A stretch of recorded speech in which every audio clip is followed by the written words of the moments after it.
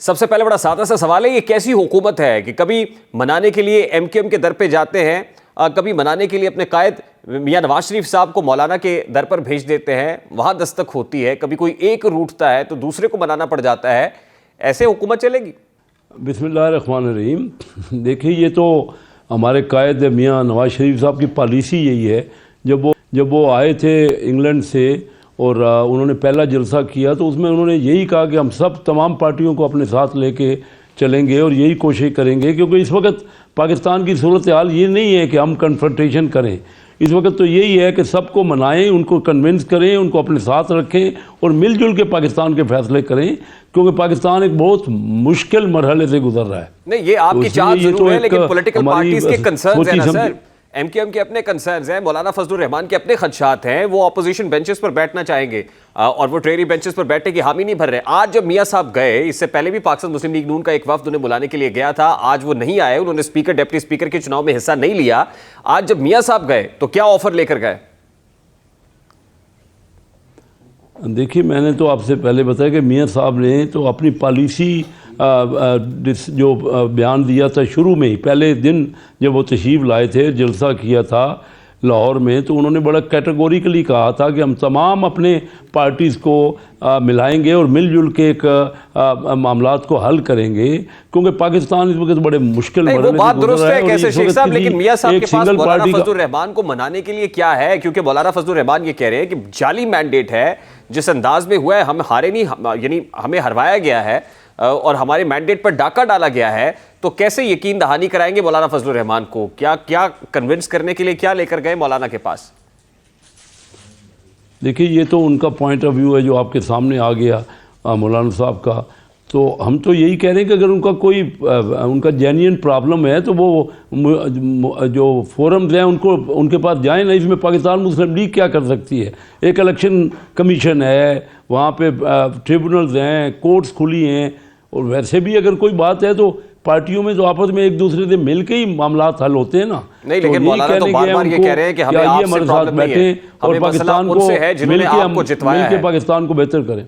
मौलाना तो का तो मौक़िफ़ तो बड़ा क्लियर है कि कुछ नादीदा क़ुव्वतें हैं जिन्होंने हमारे साथ ये सब किया है, तो कैसे कन्विंस करेंगे मौलाना को? क्या यकीन दहानी कराएंगे कि हम बातचीत करेंगे या आपका मामला हल हो जाएगा? तो मियां साहब क्या लेकर गए? ऐसे तो मौलाना साहब कन्विंस होने के नहीं है ना सर। अब ये तो दो पार्टियों का मामला है, सामने रिजल्ट आ जाएगा। लेकिन मैं ये कह रहा हूँ कि कोई पहली बार तो ये इल्ज़ाम नहीं लग रहे ना। जो भी पाकिस्तान में इलेक्शन हुए, कोई भी, उस हर इलेक्शन में कोई, मुझे एक इलेक्शन, आप तो समझते हैं ना, कोई पाकिस्तान की तारीख का एक इलेक्शन बता दें जिसमें सब तमाम पार्टियों ने मान लिया हो। जो पार्टी शिकस्त जिसको हो जाती है वो कहती है कि नहीं जी इलेक्शन में धांधली हुई है और इल्ज़ाम लगता है। लेकिन शेख साहब, इस इलेक्शन के अंदर जो गैर मामूली नौयत का मामला है वो ये है, किसी पॉलिटिकल पार्टी के पास क्लियर कट मैंडेट नहीं है, मेजॉरिटी नहीं है। नून लीग बड़ी वीक ग्राउंड्स के ऊपर खड़ी हुई है और आपके ओपोनेंट्स बहुत तगड़े हो गए हैं। आपने कल भी देखा पार्लियामान में, आज भी देखा, ऑपोजिशन तो बड़ी टफेस्ट ऑपोजिशन है ऑफ द टाइम्स। मैं तो ये पिछले 5 साल भी यही होता रहा, कोई नई बात नहीं देख रहा।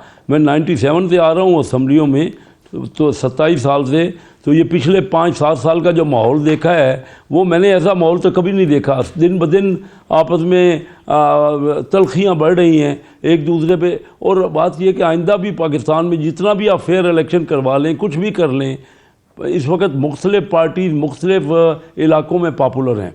कोई एक पार्टी तमाम सूबों में पॉपुलर नहीं है। उसको मैंडेट हमेशा स्प्लिट मैंडेट होगा और कोलिशन करना पड़ेगा। तो पार्टियों को तो मिलकर ही अब ये सीखना पड़ेगा ये इस जमहूरी निज़ाम में, या अदरवाइज़ मुझे कोई और तरीका आप बता दें कि इस निज़ाम में जो पार्लिमानी सिस्टम का निज़ाम चल रहा है, इसमें कोई एक पार्टी मेजॉरिटी लेने की पोजीशन में है नहीं। तो पाकिस्तान तो चलना है ना। पाकिस्तान अगर जमहूरी निज़ाम चलना है तो कोलिशन करना पड़ेगा, एक दूसरे को करीब आना पड़ेगा। तो आज ये मुतालबा भी पार्लियामान के फ्लोर से किया गया ना कि उसमें पाकिस्तान तहरीक इंसाफ के जो सियासी कैदी हैं उनको भी रिहा किया जाए और बानी पीटीआई के साथ भी बात की जाए और उनको भी रिहा किया जाए फिलफौर। ये बात हो रही है। अगर आप मफाहमत चाहते हैं या कौमी मफाहमत करना चाहते हैं तो फिर आपको एक और पॉलिटिकल पार्टी से बात करनी पड़ेगी जिसके बहुत कंसर्न्स हैं। तो उसके लिए तैयार है आप? और जैसे आप मियां साहब की उस स्टेटमेंट को रेफर कर रहे हैं जो उन्होंने लंदन से वापस आने के बाद दी थी, तो क्या वहां भी जाएंगे मियां साहब?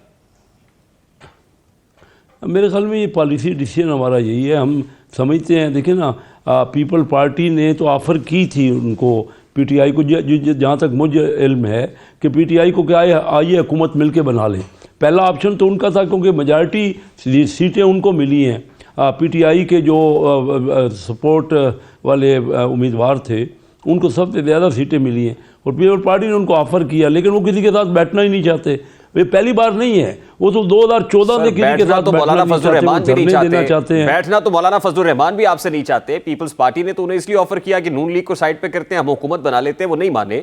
मैं तो आपसे पूछ रहा हूं कि नून लीग के कायद मौलाना फजलुर रहमान के घर चले गए, क्या इमरान खान के लिए भी कोई सॉफ्ट कॉर्नर है? यानी अगर वो समझते हैं कि मफावत होनी चाहिए, सब पॉलिटिकल पार्टीज को एक पेज पर होना चाहिए, तो क्या पीटीआई को एक पेज पर नहीं होना चाहिए?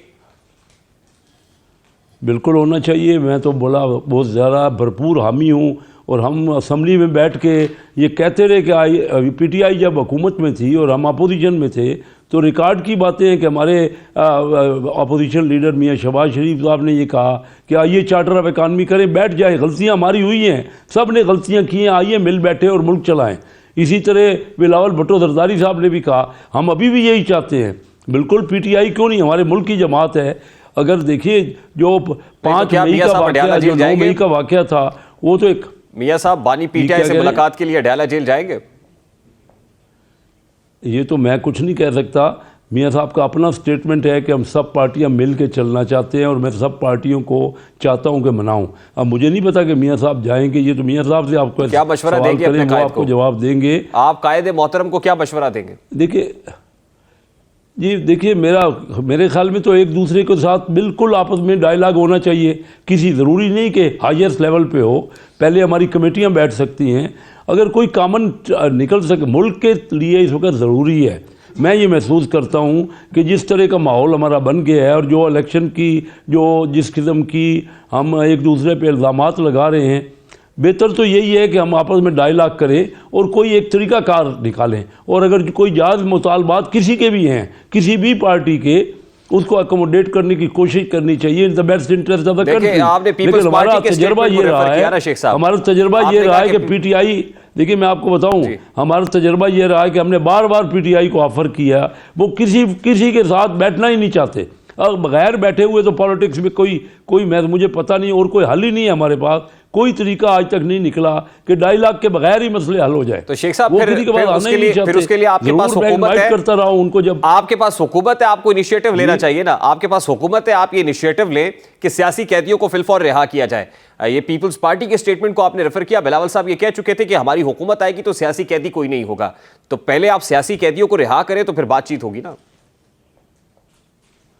ये तो फिर कोई पहले अगर कंडीशन ही होगी तो फिर बातचीत किस चीज़ की होगी? इन्हीं चीज़ों पे तो बातचीत होनी है। तो अगर पहले ही शर्तें लगानी है और ये सब चीज़ें मान जाना है तो फिर बातचीत क्या होती है? बातचीत से ये मामला हल होते हैं। अगर मीडिया के थ्रू आप डिमांड करें और हम उसको कह लें कि पहले ये कर दें, तो ऐसे तो नहीं हो सकता ना कि आप एक तरफ से तो किसी को भाव लगाएं, ये कर दें, एक तरफ से किसी को सप्रेस करें, जख्म दें और मजबूर करके कहें कि हमारे साथ बैठो। ऐसे तो नहीं होता ना सर। मुज़ाकरात के लिए तो फिर दोनों फरीकैन को बराबर होना पड़ता है। मुझे बता दीजिए हमने कहाँ से प्रेस किया है? अभी तक तो उन्होंने 155 सीटें थी उनकी, हमने तो ठीक है नो कॉन्फिडेंस मूव किया और कामयाब किया, और जमहूरी तौर पे किया, बिल्कुल आईनी और जमहूरी था। उस पर उनको नाराज़ होने की क्या ज़रूरत थी कि सारी सीटें छोड़ के चले गए? आज उन्हीं सीटों के लिए कह रहे हैं ना कि हमारी सीटें ज़्यादा है। उनकी तो 155 सीटें थी कौमी असम्बली में, छोड़ दी उन्होंने। उनके पास तो पंजाब असम्बली थी, उन्होंने छोड़ दी। उनके पास तो केपी के असम्बली थी, लेकिन अब नहीं छोड़ने वाले। जब चाइना के सदर आ रहे थे, शी आ रहे थे, हालात बड़े मुख्तलिफ है। 16 माह की पीडीएम हुकूमत में पार्लियामान में ऑपोजिशन कोई नहीं थी, अभी तो ऑपोजिशन है और भरपूर ऑपोजिशन है। हुकूमत का हाल वही 16 माह की पीडीएम हुकूमत वाला है, शायद उससे भी कमजोर है, लेकिन ऑपोजिशन तो बहुत तगड़ी हो गई है पार्लियामान में। नहीं तो अच्छी, देखिए अगर असूली अपोजिशन करें तो हम तो वेलकम करेंगे। अपोजिशन होना तो अच्छी बात है, हमारे ऊपर तनकीद रहे, हमारे ऊपर उनकी ओवरसाइट रहे, तो ये तो असम्बली का काम है, यही हमारा पार्लिमानी निज़ाम है कि अपोजिशन मजबूत होनी चाहिए। और हम तो कहते हैं कि हमारी आप हमें नुक्ताचीनी करें, हमारी इस्लाह करें, हमें आप ओवरसाइट करें, तो वो तो कोई ऐसा मसला नहीं है। लेकिन अगर ज़िदबाजी करनी है, अगर कोई माननी ही नहीं है किसी की, अगर कहीं बैठना ही नहीं है, अगर चाइनीज़ सदर आ रहे हैं तो धरने देने हैं, फिर तो ये मुल्क नहीं चल सकता। और मुल्क सबका है, मुल्क किसी एक का नहीं है। उनको भी मुल्क में सब पार्टियों को बराबर दिलचस्पी लेनी पड़ेगी। मैं स्टैंडिंग कमेटी फाइनेंस में चेयरमैन रहा हूँ, मैं उनको कहता रहूँ कि आइए भाई, जो एजेंडा आप कहेंगे मैं उसको लेके आ जाता हूँ। आइए तो यही टेबल पे तो बैठिए। वो किसी के साथ कभी टेबल पे बैठ, क्योंकि वो मुल्क में इंतशार चाहते हैं। अगर वो बदअमनी चाह रहे हैं, अगर वो हर जगह यही धरने ही देंगे या हर जगह जाके शोर शराबा ही करेंगे, तो लोग भी देख रहे हैं उनको। ठीक है, फिर ये तो इस तरह क्या हो सकता है।